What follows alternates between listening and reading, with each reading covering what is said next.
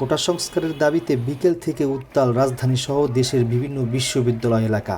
বৃহস্পতিবার রাত 8:30টার দিকে নতুন কর্মসূচি ঘোষণা করে শাহবাগ ছাড়লেন কোটা বিরোধীরা। আগামীকাল শুক্রবার বিকেলে সারা দেশের সব বিশ্ববিদ্যালয়ে বিক্ষোভ মিছিল করার ঘোষণা দিয়েছে তারা।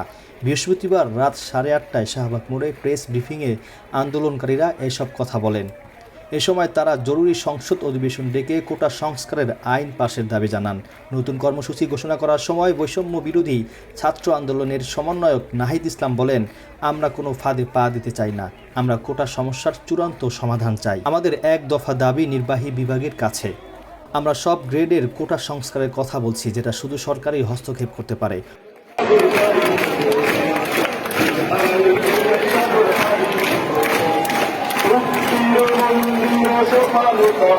কতটা